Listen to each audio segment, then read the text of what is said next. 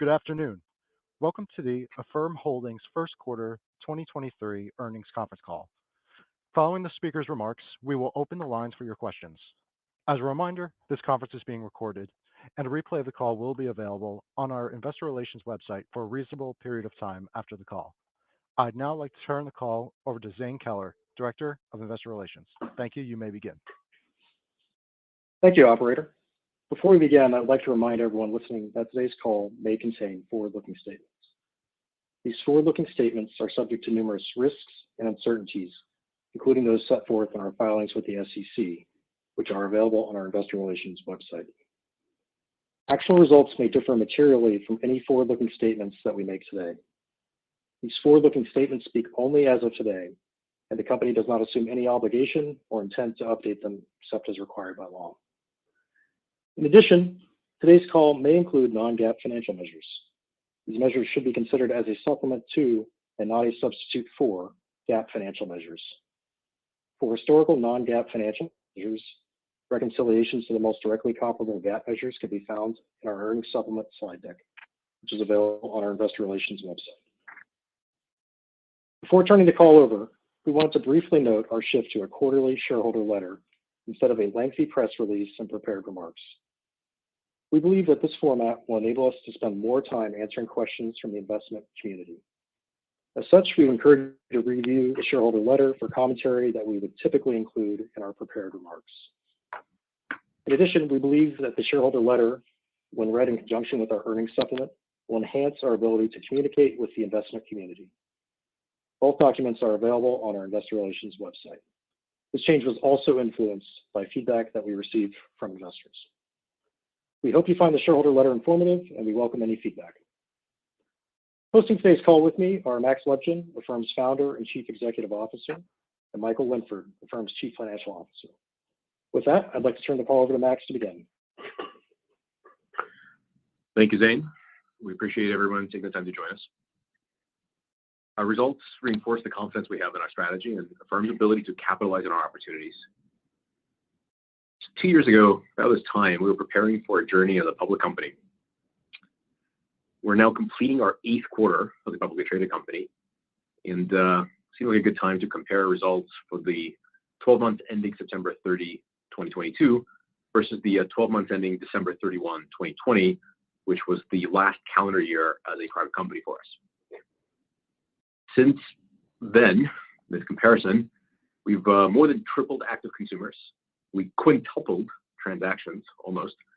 We grew transactions per active consumer 1.5 times, grew transaction frequency by 50%, and near tripled our trailing 12-month GMV. We also doubled our revenue and almost tripled revenue less transaction costs, growing it up to $732 million. All the while, we've been in control of our credit results. Delinquencies and net charge-offs remain at or below pre-pandemic levels, very important to us. We remain focused on the long term while making sure to navigate the present macro volatility very thoughtfully. We're continuing to obsess over risk and transaction costs to maintain a strong unit economics. We will ship features that improve network scale and profitability like we always have. We're going to manage our CapEx, excuse me. We're doing this live. We're going to manage our OpEx carefully while investing in our highest conviction product opportunities. We're building deep connections with consumers and merchants who need us now more than ever before. Both sides of our network navigate economic uncertainty, and we see this as an opportunity to solidify our position as a trusted and reliable partner. Back to you, Zane. Thank you, Max. With that, we will now begin our question and answer session. Operator, please open the line for our first question. Thank you. Ladies and gentlemen, if you'd like to ask a question, please press star one on your telephone keypad, and a confirmation tone will indicate that your line is in the queue. You may press star two if you would like to remove your question from the queue. For participants using speaker equipment, it may be necessary to pick up your handset before pressing the star keys. One moment, please, while we pull for questions.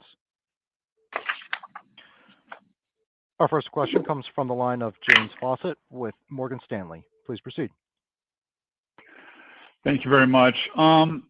I want to talk first about this path to profits in 2023. Obviously, you reiterated that, but nevertheless, you're looking for little bit lower GMV and associated performance on the top line. How are you thinking about like the evolution of that, timing, and what you need to do to make sure you get to break even or profitability in 2023? Hey, James. Thanks for the question. Yeah, we are still very much on time and on pace to achieve the profitability goal that we outlined, which, just to recap for everybody, we talked about getting to profitability starting in the first day of our fiscal 24. We said on a sustainable basis, meaning that we'll intend to do it repeatedly most of the time, and looking at adjusted operating income. And so for us, the challenge is some pretty simple math. We need our revenue less transaction costs to be greater than the adjusted operating expenses that we have below the transaction cost line. The key things for us then are making sure we're doing everything we can to maximize the unit economics in the business. And if you look at our back half of the year roadmap, we have a lot of focus on making sure we're doing all that we can and should do there, as Max outlines in the letter. And we're going to be mindful about controlling our operating expenses.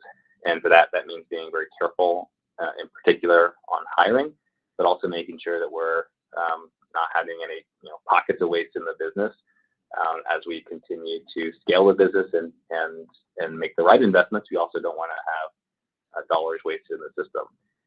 If you look at our kind of guidance and the back half of the year and the adjusted operating expenses that are implied by that, we feel like it puts us in a really fit shape so that we'd be exiting right where we want to be to achieve that goal for next year. Thanks for that, Michael. And then on, there are a lot of places we could go, but let's starting with delinquencies. You mentioned in the prepared remarks that, you're still a bit below where you were pre-pandemic. However, directionally, you're starting to get pretty close to those levels now. And just wondering how you're thinking about like managing that, especially since, I would think that there would be an increasing number of repeat customers in that 2023 versus pre-pandemic, which if they're repeat, you would think that they would tend to be better behaving in terms of at least delinquency, et cetera. So, where should we think that you'll try to top those out at? How are you going to manage that? And what's I guess the prognosis for when you would do that and under what conditions? Sure. I'll start, and I think Michael can probably help quantify the second half of the question. So just to set the stage, the most important thing to take away from us, we are not just managing credit outcomes, we set them. The whole point of these ultra short term, 4.6 months weighted average life of every loan, every transaction is underwritten. We have full control of transactions requiring down payment or not. We control the amount of down payment, et cetera, et cetera. So we have lots of levers we use to control risk. We've talked about this many, many times, but never gets old. And that gives us a lot of very nimble controls over the actual credit outcomes. So we set a number we want to hit. Obviously, every week we get a stack full of new information going back all the cohorts that are still active, and we adjust credit, and we have been now managing it quite actively to make sure that we get to the numbers that we require. Because the back book runs off very quickly, we have a lot of control. This compares pretty favorably with the rest of the industry that does things like credit card consolidation loans or personal loans that go back years and there's nothing you can do about it. So that's just a really important thing to understand. And again, I apologize to those for whom this sounds like just an old repeat, but this really is how this business works. And the reason our numbers are as strong as they are today, and you can see this in the letter, is not an accident. It's not as though the world hasn't changed. There's plenty of stress in the consumer in the lower income brackets, lower credit quality. We're just good at managing, and we do underwrite every transaction, and therefore we have a lot of control.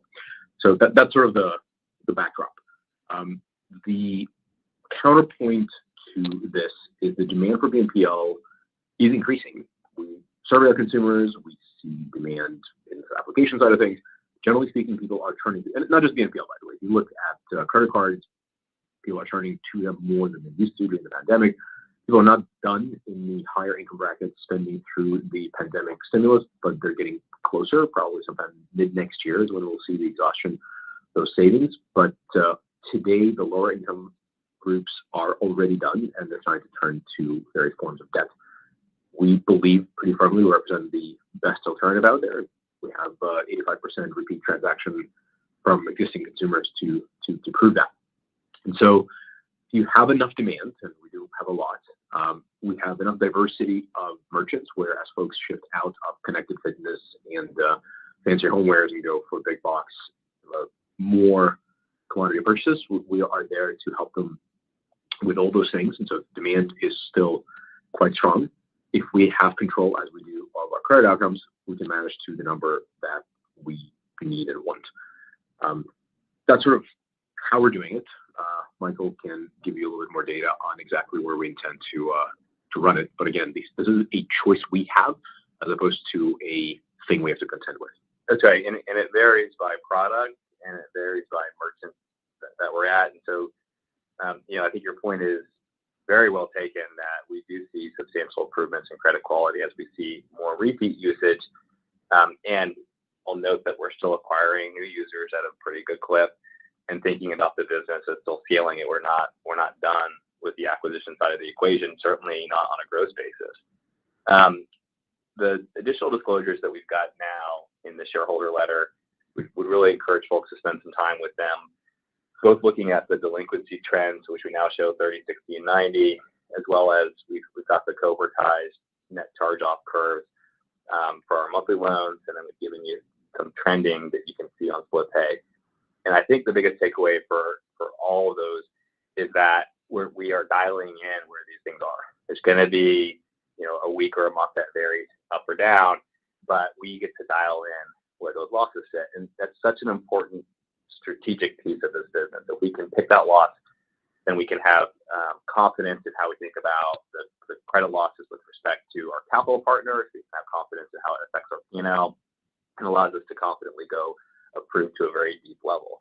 I think if you put us up against most of the people in the traditional financial institution world, or most people who do unsecured consumer lending, our results are really good. And we feel like that is a real strength for us, and we're not going to treat it lightly. That's something we're going to continue to do first and foremost, as it's an important aspect in everything that we do.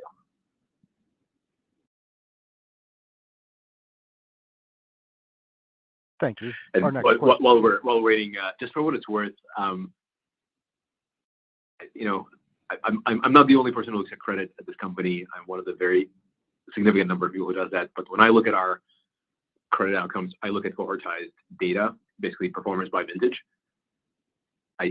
Strong plus one to Michael's. Please have a look at what we put out in the letter. We really wanted to communicate very clearly to our investors that this is the one piece of the business that matters to us, should matter to our investors, and we are in full control, and we look at these things on a cohortized basis as we think you should.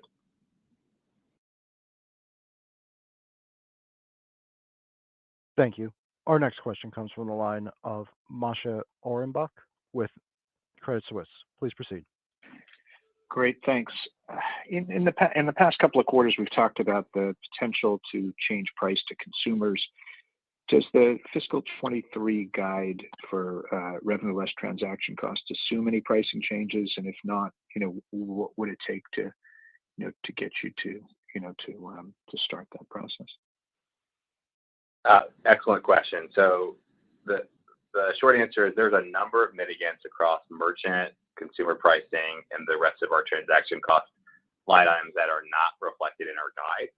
Those remain as upside. And a little bit, if you will, so how we think about the guidance, we want to be really careful to put in the guidance things that we are certain about, as opposed to things that we hope will deliver and help close the gap. And that's why we, for example, look at the current forward curve. We don't have a proprietary house view of rates, and we try to look at the current shift in live features of the product.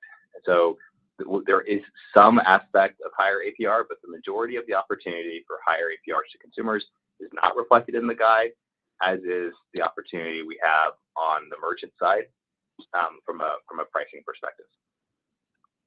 Great, thanks. And as a follow-up, given the funding stresses that you and others in the industry have seen this quarter, could you, and maybe Michael, talk a little bit about what your plans are? Obviously, given going into a quarter where you're going to generate a lot of interest-bearing loans? Do you have an outlet for them? And you mentioned in some of the text here about the potential for lower gain on sale. Could you maybe put some numbers around that? How much lower, and how should we think about it? Thank you. Yeah, the thing we're pointing out in the letter is that we think will be slightly above the 5% equity capital required, which, as you know, we've been running substantially lower than that over the past several quarters. That does reflect what we think will be a higher usage of balance sheet, in particular warehouse financing, into this quarter. But let me answer the broader question first, zooming all the way out. We have a lot of conviction and confidence in our ability to fund the business. I don't think we're worried about that at all. The question for us is going to be the shape of the P&L as it goes through the various funding models that we have. And it is the case that we will have slightly more on balance sheet, which means that, as you see in the Q2 guide for that revenue less transaction cost, you have two factors that are really affecting that number in the quarter and the reason for the back half of the year acceleration. They are the late in the quarter origination, late November into December origination of interest-bearing loans that end up on the balance sheet. That creates a lot of vertical pressure, meaning the in-period Q2 results will be depressed on a percentage of GMV. When you look out to the back half of the year, we're implying acceleration, a pretty meaningful one, in revenue less transaction costs. That isn't an assumption of a material change in the economics of the business. That's simply the stuff that will originate in Q2 flowing through the P&L in the back half of the year. The opportunities and mitigants that you alluded to at the very top, those would actually just be on top of or in addition to the acceleration that we're currently guiding to. Thank you.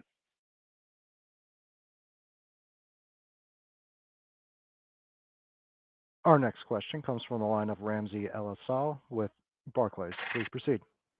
Hi, thanks for taking my question this evening. I was wondering on the changes to guidance, if you could disaggregate the impact from Peloton, I think that you called out in the shareholder letter, versus other factors. Yeah, so I think there's two there's two drivers, and then there's some math we can do. The biggest drivers are Peloton, both and most acutely in our second quarter. So to give you some context, in our second quarter, we talk about a GMV growth rate that would be 40% instead of the guided to 31% in the second quarter. And we'd estimate that on a revenue basis, we would be up 29% in the second quarter instead of 16%. And obviously, that's a very material headwind with respect to the top line measures in the business. Back half of the year, that starts to attenuate quite a bit. But in the back half of the year, we are modeling the impact of the movement in rates. And we talked a lot about there being roughly 30 basis points of headwind, of which we're mitigating roughly half of that in our guidance in terms of the RLTC take rate. And so those are the two biggest drivers. Now, it's important to talk about the cause. Those are the effects, and the root causes. But one of the important things, as we were just talking about, is as we use the balance sheet a little bit more in Q2, you're going to, again, change the shape a little bit of that margin, and that will continue on throughout the course of the year. But we think it's more of a one-time change in terms of the warehouse usage that we'll see next quarter, and we'll run the business at that level for the next couple of quarters, which will result in more revenue that we'll earn later for originations, and that trend will show up as you'd expect. Okay. And one follow-up from me. You also mentioned in the shareholder letter that your sensitivity to additional interest rate increases has decreased since you initially gave us a look at that in February. What are the drivers there? What is helping that number come down? Honestly, I think it's as much anything actually observing the impact that our counterparties are flowing through rates. When we gave that initial framework back in February of this year, we were taking into account a lot of the potential first and second order effects. And obviously, we were doing it. We gave you a framework to think about it as every 100 basis points. There's a second or third order effect too, because the steepness of the curve begins to affect decisions. And I think it's more just as we've observed and seen the impact, we're just updating the range for everybody. Got it. All right. Thanks so much. Appreciate it. Our next question comes from the line of Mike Ng with Goldman Sachs. Please proceed. Hey, good afternoon. Thank you very much for the question. I just have two.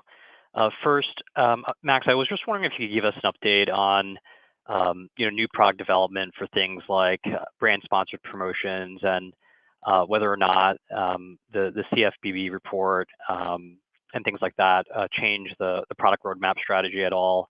And then second, for Michael, I was just wondering if you could talk about what GMV may have looked like excluding Amazon, and I hear you loud and clear on the RLTC and AOI margin path for the rest of the year. As we go into the back half, is that improvement in margin really driven by, like gross take rates on interest income and then servicing income because of that late fiscal second quarter originations? Thank you. So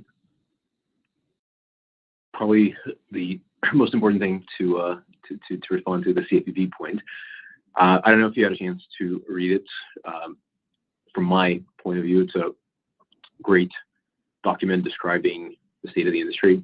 I think they did a pretty thorough job both interviewing and summarizing what the industry is doing. Gratifying to have my S1 letter quoted in the CFPB report. That was an interesting highlight. No, I don't think our roadmap has changed at all. In fact, I feel like in many ways, the letter essentially highlights that there's lots of companies in this BNPL space, and there's one that's very different. And they didn't go as far as naming us, but we're the only ones who doesn't charge late fees, doesn't have all sorts of other shenanigans that regulators really dislike. And so I feel pretty great about what was said there. Probably the most interesting sort of material thing in their note is calling on the industry essentially to help consumers build their credit history and credit scores through BNPL loans. And we've been working pretty closely with the credit reporting agencies and various other participants in the industry to help further that along. And so we'll definitely continue listening to what the regulators have to say on the matter and propose our own ideas, et cetera. But generally speaking, I felt that it was a very positive thing for the industry and certainly for Affirm. Therefore, our roadmap is not impacted. Brand sponsored promotions are, I would say, you'll see more of them going forward. It has two components to it. One is the build out of the engineering, what takes engineering resources, and then the product has to be actually fully built. And we are making pretty great progress there. Doesn't quite have all the bells and whistles that I want, but it's a thing. It's live in a bunch of places. And then it becomes a matter of sales, where you actually have to bring it to merchants and manufacturers and brands. And so we're executing on that. Like everything else we do, these things will take time to build. I think we'll at some point break them out to show off just how cool they are and how margin rich they become. But that's probably a conversation for another time. I feel like I maybe answered the question. Was there more to it? Yeah. No, thank you. I think I covered it, but I'm happy to say more. And then in terms of the kind of back half of the year, and if I'm understanding the question correctly, you're talking about that RLTC as a percentage of GMV improving pretty meaningfully in the back half of the year. It's really just really simple math. As you put more interest-bearing loans on the balance sheet, you defer or you earn the revenue as those interest payments are made throughout the course of the loan. So if you take a 12-month loan that's originated in December, for example, most of that income happens in the back half of the year. What's important though is the provision for credit losses for those loans will happen up front. And so what that means is you get less revenue, less transaction costs in the period, even though those loans are very good and profitable for us throughout the year.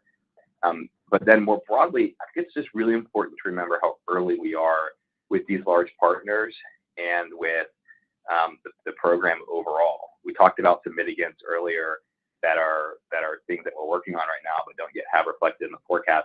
That's on top of the very long list of projects that we have that focus on the unit economics, as Max talked about in the letter. And that's ordinary course of business. There's nothing special about that. That's something that we would and will continue to do regardless. And those can range from subtle optimizations that we have on a product display page, tweaks that we can make to how our app search features work to really drive better affiliate revenue take in the period, and the list goes on. And those optimizations and those opportunities, represent for us a lot of the upside here. But the primary driver in the guidance is the flow through of the larger balance sheet and interest-bearing loans. Excellent. Thanks, Max. Thanks, Michael.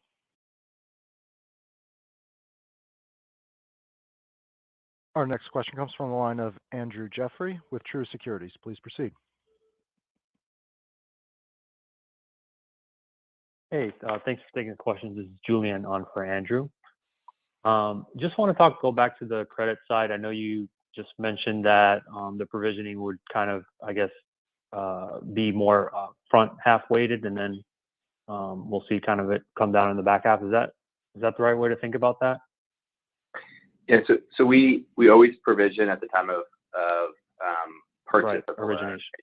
Loan. Right. Yeah. Well, when we own it, strictly speaking. And so that's always the case. The difference is, as we, on the margin, will have less marginal growth dollars being sold versus placed on the balance sheet. You'll actually carry the provision versus getting the gain on sale and no provision. And so, like, the income profile just changes a little bit as you think about those loans being on the balance sheet versus off. Got it. Okay.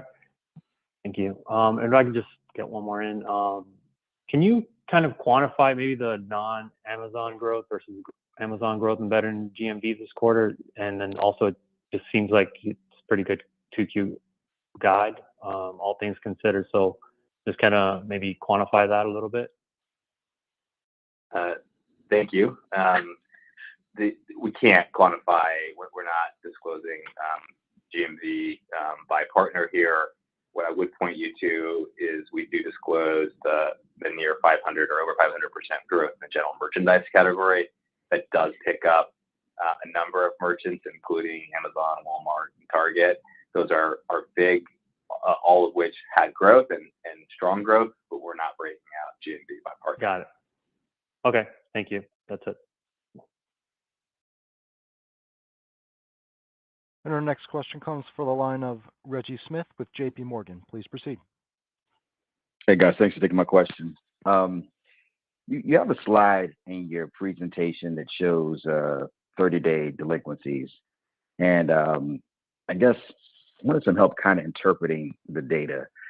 So when I look at kind of pre-pandemic, it appears that DQs kind of decline as the year progresses, but when I look at 22, it increased as the year progressed. And so, what conclusions should we draw from this chart? Should we expect things to kind of follow the arc of pre-pandemic? Is that what you're suggesting, or are DQs going to continue to kind of increase? And I have a follow-up. Thanks. Yeah. So there is a seasonal pattern to credit performance in our experience that relates to both the purchasing patterns consumers have, as well as certain key cash flow milestones, like, for example, the tax refund timeline. What you saw during the pandemic was a pretty big, surge of available monetary supply and liquidity given to consumers, which really did affect pretty substantially what was the ordinary pattern that you'd expect to see. And so as we're kind of shedding all of that excess consumer liquidity, I think you're going to see a more normal pattern for consumer credit trends in terms of the seasonality. And that's why we're referencing back to the pre-pandemic periods. And if you see on page 10 of our letter, you'll see us sitting right on top of the FY20 pre-pandemic trends, which we feel like is again right where we'd like the business to be. Got it. That makes sense. There's another slide, and I think you guys hinted at the potential of raising, kind of merchant fees. Obviously, interest rates have gone up a lot this year, but you've held your zero interest take rates relatively constant. Can you talk about, I guess, the process for raising those? Is it kind of like a bulletin that goes out? Do you have a sense that there may be some merchant pushback? I mean, everybody obviously recognizes that rates are higher, but how mechanically, like how would that actually play out? And again, sensitivity, how sensitive do you think merchants are to higher zero interest rates? Thanks. So you're right. We have not, generally speaking, moved prices on either consumers or merchants to date. I think everyone understands that our largest supplier increased their price threefold, as Michael put it the other day. And at some point, one does pass the cost on to their customers. The process with merchants is a little bit different based on the type of the partnership. So obviously some of our largest merchant GMV segments come from platform partnerships like Shopify. Others are individual but platform-like entities, e.g. Walmart and Amazon. And then there's a whole list of directly integrated folks that are either on a platform or not, but we have a direct relationship. There's no third-party platform involved. Those are probably the buckets. In the case of fully directly integrated folks, it's a notification, and there's different contractual timelines that we've committed to giving them notice to change of price. Obviously, they have some ways of reacting. For example, they can fire us in some cases. In other cases, they can try to negotiate, etc. In the platform and the really large sort of quasi-platform merchants, obviously it's a little bit more of a conversation because they are responsible for a whole host of underlying merchants that have and have other financial relationships with those folks. So a lot of times it depends a little bit on their schedule of raising their own prices, which they may or may not be thinking about. And so the merchant side of the equation is a little bit slower moving.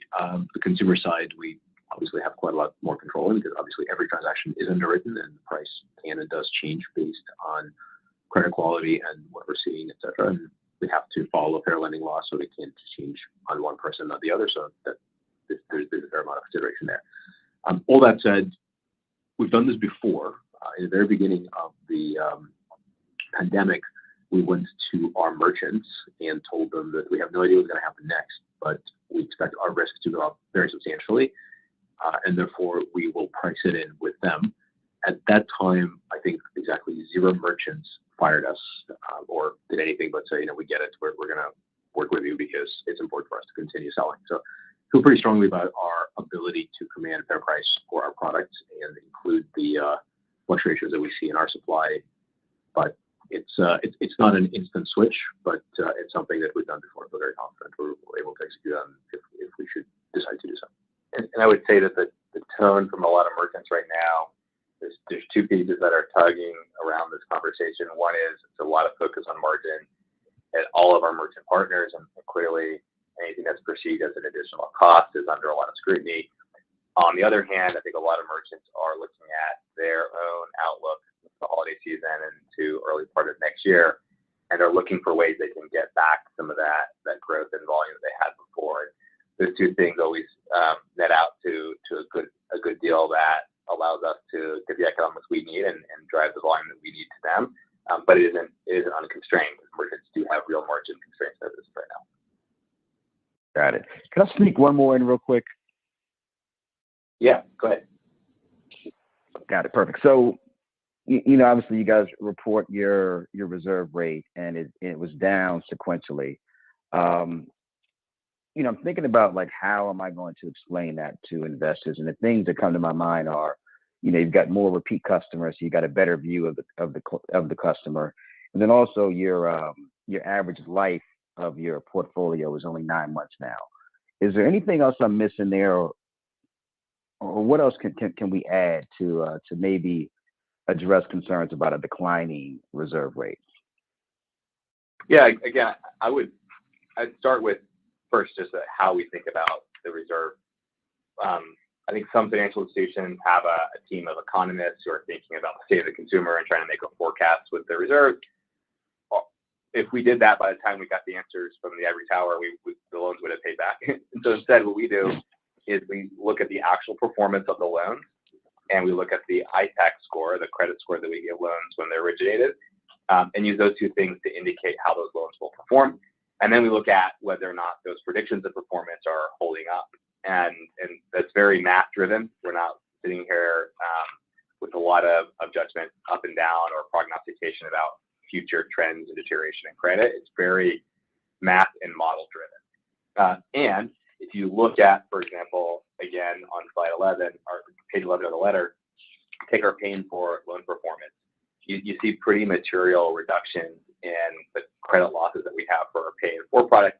While it does turn over very fast, it isn't the biggest part of our allowance. It is all on the balance sheet and will continue to be, and therefore has, as you improve the quality of losses in that product, you're obviously going to see less allowance needed for it. And similarly, I think a lot of the stress that we talked about starting to see in the end of our last fiscal year, the mitigants that we took resulted in us originating a higher quality asset going into this quarter and into the back half of this year. And that higher quality asset, math would suggest, it has a lower loss content. It's a good thing. It's not a bad thing. It's a very good thing that we estimate less losses in the loans that we're originating. That's helpful. Thank you.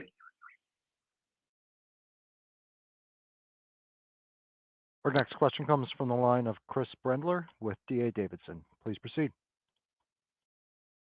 Hi, thanks, and thanks for my questions. Let's start with another one on the credit side. Can you quantify at all, sort of, obviously it's a more difficult environment across a number of issues, but for consumer credit and sort of the tightening you've done, these delinquency trends are really impressive just given all the concerns we hear about the consumer. But how much of an impact does that have on your growth forecast maybe for this year? I don't think you really changed your guidance that much on GMV. So just is that a factor, or is there enough demand that's offsetting tighter credit conditions? There's definitely an impact of credit on our volume. It's just nowhere near as substantial as I think some folks might think. The far bigger impact in the update in our guidance is the impact that we saw from Peloton. When you take a business that has a lot of headwind like that, we thought we were being pretty conservative in our outlook for that business this year, and I think it's underperformed even where we had set that bar, and that's the biggest driver of the reduction in the guidance for the year. We haven't given a way to quantify it, but we don't think that, for example, the movement in the guidance is because we sequentially have tightened our view on credit. Okay, great, super helpful. A follow up on that area of demand, and on the other side, competition. I have to believe, and I think we've certainly heard some competitors are struggling a lot more than Affirm is. So, are you seeing any benefits yet as you talk to merchants of the froth coming off and an improved competitive environment? And I'd love to hear sort of like your I guess take your temperature on your ability, your sort of the thinking as you talk to merchants. Is that going to be a conversation that you've already started, or is that still on the come? Thanks. I'm going to try really hard not to sound glib and spike the football and take victory laps, etc. The short answer is yes.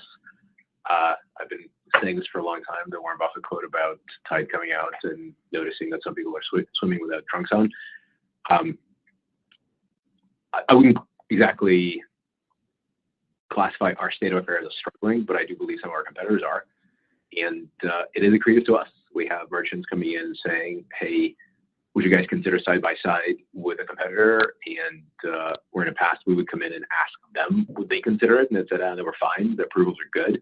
And now approvals are not. And ours are still doing quite well. So that just makes it that much easier to take share. Sometimes side by side, sometimes, and I probably could rattle off a handful of brands that are turning us on either instead of or alongside some of our esteemed competitors because they feel the need to continue driving their top line, and the competition no longer can approve as well as they used to. So yes, it's been quite helpful to us. So long as we continue hitting our numbers on credit which we absolutely intend to do, and keep approvals high, which should give you a sense that all these quarters have been promising that the curve is really steep. We need to move our GMV just a little bit to reduce our prospective losses by a lot.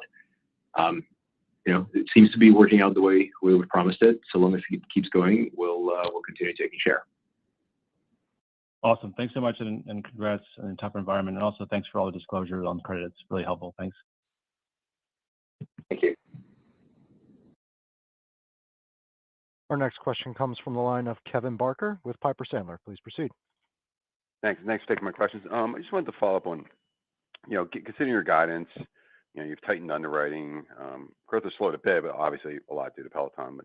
But when you look at 2023, are you assuming, what the base case is for unemployment and whether it's slowing in spending, or are you starting to put in place additional measures to assume that unemployment is going to spike, or there's going to be something worse than what we expect beyond what most economists have in their forecast or the forward curve indicates? There's just something there that you're anticipating and managing for.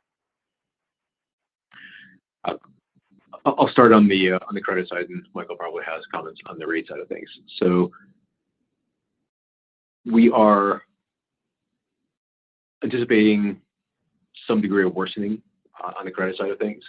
That said, we really concern ourselves with the next 4.5 months of volume. That's just really, really important to communicate. Our ability to manage credit to the numbers that we choose is a consequence of our ability to underwrite and get the data sources that we need and make it do it very quickly. But probably the single most important structural part of how we're different from everyone else in the market is we have very short-term product. We're not granting lines, which means that a credit decision we made today, even if it's erroneous, will be the last time we make that mistake. And we're able to deal with a lot more demand that we choose to lend. And so as consumers feel more stretched, they come to us more often. That does not change that we apply the same level of diligence and care to every loan that we underwrite. And so we are primarily focusing on making sure that our data sources are fresh, that our models react correctly to the changing consumer behavior, which we have absolutely seen even just over the last 5-6 years of operating, including the last 6 months of the current macroeconomic volatility. So all of that is fed into how we underwrite, but our ability to weather whatever incoming storm might be headed our way is deeply rooted in the fact that we make very, very short-term, relatively speaking, credit decisions, and we have no shortage of demand for our product. Actually, I'll pause there because I had another point to make, but Michael has a few. No, just like the way we approach it is always to take the current consensus, or take the forward curve for a rate assumption. We don't try to cook our own. There's a number of scenarios that could play out very differently. As you point out, we could enter into a recession and have more employment. Of course, that would probably come with less pressure on rates than we're probably currently modeling. And the flip side is the rate environment could get worse, and employment could continue to be very, very robust. And I think we're trying to just be middle of the road here and be very explicit around. We're assuming that the current macro consensus is where the business is what will play out.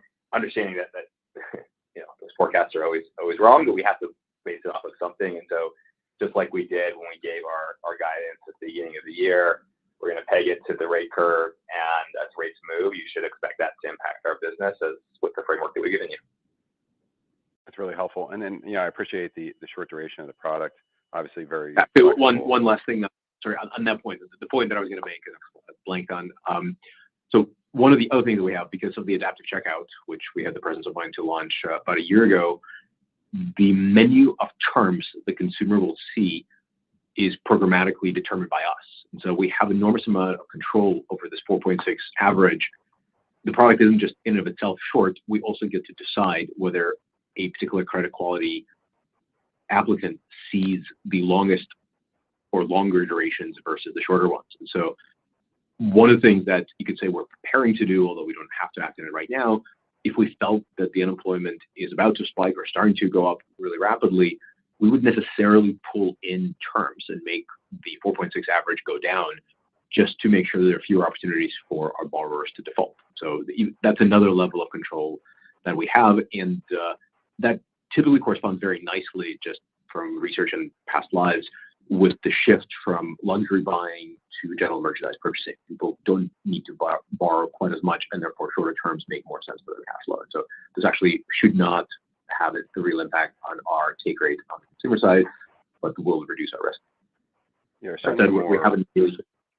Sorry? Sorry, Max, go ahead. No, I'll stop now. Yeah, I was just saying there's certainly quite a bit of advantage to having rapid velocity on your lending and being able to shift. When you think about, the RTLC guide for the back half of the year and implying quite a bit of improvement, do you feel like you could continue to hit that if things get worse?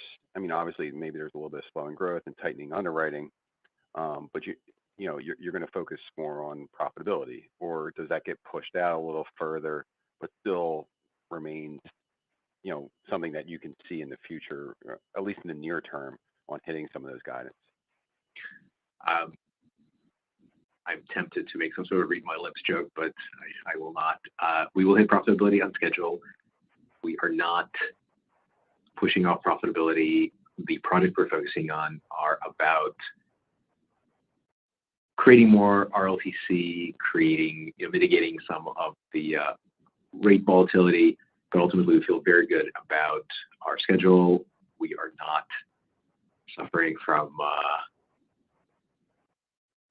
any need to postpone our day to a destiny. I think I'm not supposed to say that, but I like the alliteration.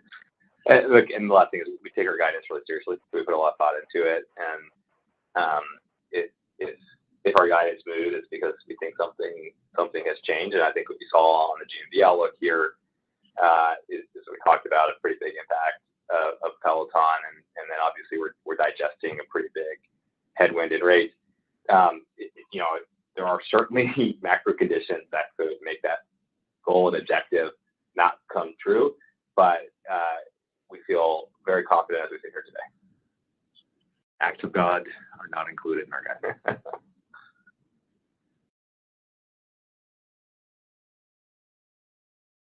And our next question comes from the line of Brian Keane with Deutsche Bank. Please proceed.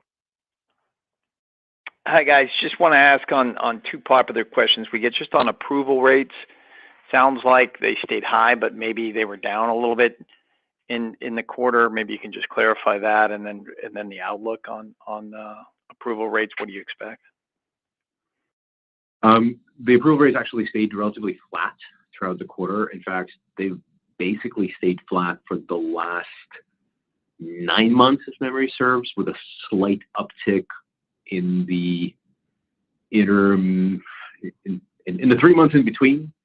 Like the first 3 and the last 3, we actually increased the approval rate a little bit, and so maybe this quarter went down a tiny bit. But this is sort of back to the products that we offer consumers. So we have enormous amount of control over the actual shape of the risk we're going to take on. We, generally speaking, have a way of finding a way to say yes to a consumer. Somebody comes in and says, hey, I want to borrow X $100 over Y months or weeks.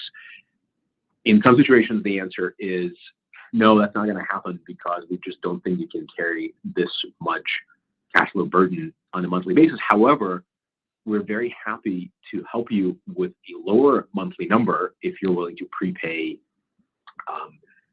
the delta, basically. And that and half dozen other levers that allow us to shape the risk we take and make sure we meet the consumers where they are without adding unnecessary burden to our provision. So we have been certainly very active in using those levers. We do this at the merchant by merchant level, sometimes SKU by SKU level, because we can infer which products are getting prioritized how in repayments and things like that. But to date, we have not needed to slam the brakes on approvals. And again, and I said it before, credit is job number one. We will always prioritize managing to numbers that we feel we must hit to make sure our capital markets partners see us as the best yield, most predictable yield generator for them. But that does not mean for us that we have to turn people away at the door. It does mean that some people will have a slightly larger down payment request. In some cases, we will ask for more information. In some cases, this means that we need to see their cash flow data, which is somewhat burdensome, but it's better than being told no. And so we have a lot of confidence in our ability to maintain rates. And while we don't, generally speaking, contractually agree to guaranteed approvals with our merchants, the reason they keep us hired, if you will, and the reason they like to hire us over our competitors is because we always deliver on approval rates first and foremost, and that helps them drive their timeline, their top line, and sales that wouldn't have happened without Affirm do with us. Got it. No, that's helpful. And then maybe just an update, Max, on the Debit Plus product and the rollout there. Thanks so much. Thank you for asking. I was wondering, somebody might remember. So actually, trying not to be glib.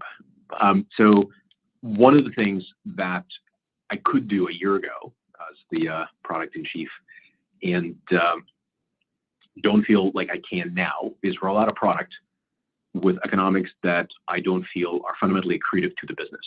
So sometime I think the beginning of last quarter or right around that time, we basically taken the wait list that we generated and given pretty meaningful number of people, so tens of thousands of active cards type level cards to observe the usage. As with every new credit product, you end up with economics you don't particularly like. And we spend the last 3 months just really chiseling away at all the various fraud vectors and loss possibilities. And there's a whole bunch of new kinds of losses that happen in Debit Plus. There's obviously pre-transaction, which is very similar to a Affirm Anywhere product that we have inside the Super app. There's the post one, which is where you swipe and then you choose to split. So it has a sort of 24-hour limbo where the transaction might turn into pay now or could become pay later. And then there's also insufficient funds, which is the pay now can become a default and right. So there's a bunch of new vectors, both intentional and unintentional losses. Spend the last 3 months just really making sure that we feel good about unit economics of this product. We're almost there. I feel very good about it.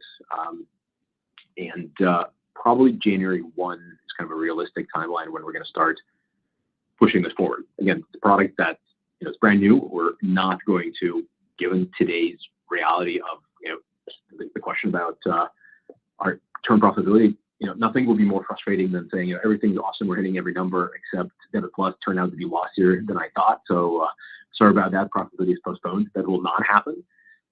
That said, I feel quite good about where the profitability of that product is today. I'll feel a lot better in January. We have a whole bunch more planned, and that's when we expect to start actually delivering these cards. And you will know this pretty easily. Right now, to get to Debit Plus, you have to either be in the selected group where we promoted it, or you kind of have to know your way. I mean, you can go in if you want it, but it's a little bit of work. The day you see your Affirm app feature a tile saying, hey, get yourself a Debit Plus, you'll know that we're starting to promote the product quite aggressively. And again, we're not including anything in our guide about what Debit Plus will do for us in volume or revenue or LTC basis, just because it's a little bit too hard to model that right now. But we'll probably be able to talk about it quite a lot more in terms of the actual expectations starting next calendar year. Hopefully, at least the point about we will not risk our unit economics just to launch a cool new product sooner than we're ready gives people a good view into how we think about the economy today. Our next question comes from the line of Mahir Bhatia with Bank of America. Please proceed. Hi, thank you. I'm on for Jason Kupferberg. I did want to ask just a couple of questions. First was, in your FQ1 results in the first quarter, I think you mentioned higher interest rates impacting gain on sale with pricing with certain forward flow buyers. Can you talk about that a little more? Obviously, I mean, I understand interest rates are up, but just trying to understand how often does that pricing get adjusted, and is the lower pricing going to stay till, I think these agreements tend to be 2-3 years. So just trying to understand, does the lower gain on sale now, you're kind of locked into those lower gain on sales for the next couple of years, or what? How does that exactly work? That's a good question. Yeah, and the commentary is really about the year-on-year comparison. The agreements vary. Some agreements are locked in for the duration of the contract. Some have regular repricing triggers, and it varies from 6 months to even floating arrangements. So we kind of have lots of different flavors. But we're not worried about being locked in at the worst rates. I think a decline in rates would be good for us and them. Okay. Thank you. And then just wanted to ask about adjusted operating margin. The first quarter came in better than your guidance, but I mean, obviously the top line guidance is coming in a little bit, but you're also slowing down hiring. Just trying to understand, was there something unusual about the first quarter, like some expenses got pushed to the second quarter or something? Just what's happening there? Anything to call out? No, we did have a little bit of a benefit associated with some items that aren't repeatable throughout the course of the year, but the strength in the revenue less transaction costs is combined with slightly below hiring plan were the biggest drivers for us in the first quarter. The reduction in hiring plan is as much about managing the fiscal 24 number as it is about managing 23. Just think about the timing of the hiring that we have in the plan. Obviously, an employee we hire the last day of the fiscal year doesn't really affect the profitability in the year, but is extra cost that we take into next year. And I think the focus for us is to get our units as healthy as possible and to get the operating expense as right size as we can going into next fiscal year when we feel like we want to be as fit and lean and strong as possible.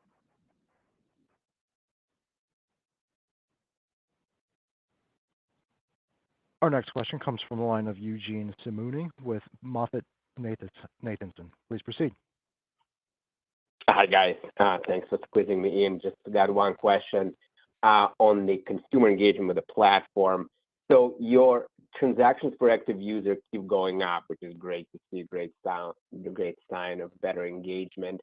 But if we do the math in sort of dollars spent per active consumer, that keeps going down. And I understand that there might be some mixed factors in here, perhaps Peloton is influencing that. But can you talk about that trend a little bit? And do you see a path to getting consumers to spend more dollars with your platform, over time, and how what are the levers you might be able to use to encourage them to do that? So I think there's kind of two competing vectors here. And to be completely honest, I track slightly different metrics. I care about average ticket size for every transaction and number of transactions per active user. Those are kind of my contours of our consumers engaging. And it is in fact the case that if you ask someone to spend more money if you're trying to convince consumers to use you more often, more transactions, you are absolutely signing up for smaller tickets, right? People aren't going to buy an exercise bike every quarter, and they're going to buy maybe a couch once a year or so. But then you're really trying to get high frequency, which is certainly what we're chasing here. You're looking at things like apparel, maybe tickets, travel, and so we're very active in all those industries. General merchandise, umbrella name for everything you buy that kind of happens all the time. So AOV is not just expected to continue coming down. It's an important measure of our success, frankly. I think the growth of transaction frequency per user is an indication of increasing spend in the paying for category, which is uniquely suitable for these shorter term, lower AOV transactions. And so that's where a lot of that growth is coming from. And as you might expect, we've dominated high AOV longer periods for a very long time in the US markets. We're still very rapidly expanding into the short term, lower AOV transactions. So I think in the long term, I care about trying to get to all transactions possible.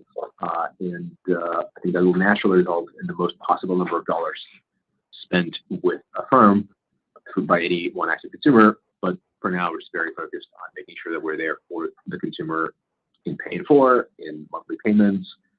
If the average ticket size goes down, that's frankly a sign of success. And I mean, the other thing is just really important on the math. I think the averages maybe, I'm not quite sure what math you're doing and how you're looking at it, but the averages can really lie here. One $2,300 purchase can look like a lot longer share of wallet, even if it's not repeatable, as opposed to those consumers who maybe would never entertain a $2,300 purchase. I think for the consumers that are engaging on our platform today, we definitely believe we have a higher share of their spend.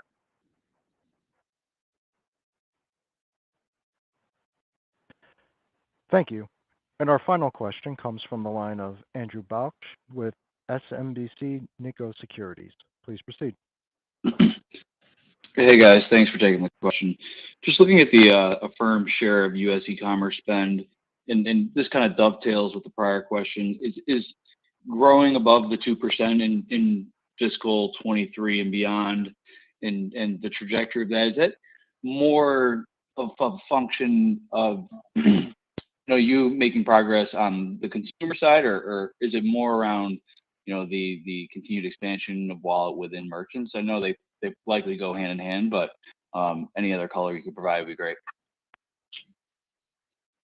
We are building a network, and that one begets the other and back. I guess I was feeling pretty good earlier today about almost getting to 2% of e-commerce, and now I feel I got to show up with more soon. The good news is that we are currently integrated at about 60% of all U.S. e-commerce. So we can increase that 2% penetration by getting more share of wallet with the merchants. Our merchants really depend on us in these inflationary times because consumers need to stretch their dollar, and we're there for them. And we have a really healthy business that is generated from our own services in our app. That some of it is merchant integrated, but a lot of it is not. Still, very excited about what Debit Plus will do for us. It extends us into things like daily purchases where we don't play today, and importantly, gets us to offline, which is not included in my 60% number, and for us is a nicely growing but still very, very trivial amount of volume. So we have lots of ways of getting above that too. When we get there, I'll spike the football again at that point. 2%. And then just looking at the industry mix, I mean, one that kind of sticks out to us is a pretty sizable opportunity that could grow over time would be the travel and ticketing segment. Thinking about getting further into airline purchases or hotels. Maybe you could just speak about that, the vertical inside that opportunity, and what obstacles or potential roads to taking that 12% up over the next couple of years could be. I agree. It's a great opportunity. I think it's a wonderful place to apply what we have to offer.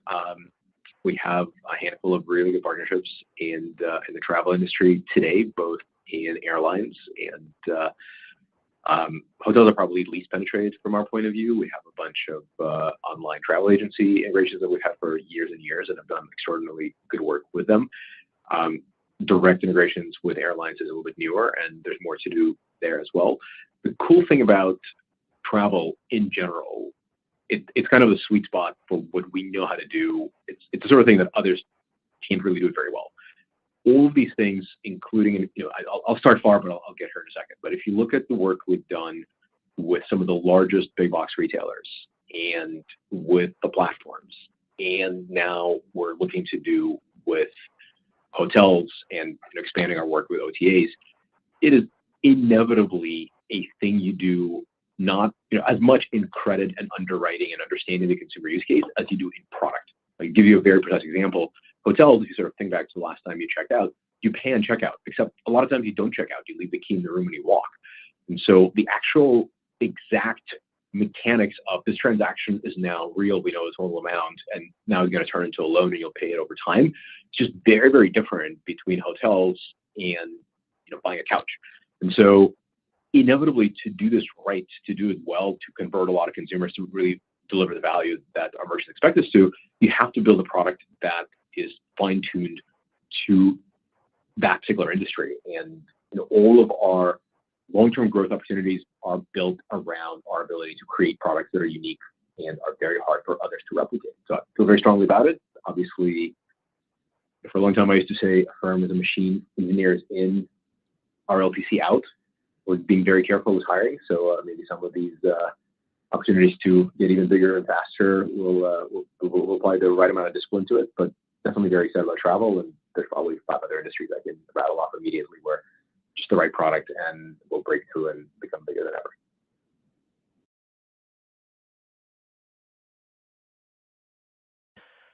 Thank you. Ladies and gentlemen, this concludes our question and answer session, and I would like to turn the call back to Zane Keller. Well, thank you, everybody, for joining the call today. We look forward to speaking with you again next quarter. This concludes today's conference. Thank you for your participation. You may now disconnect.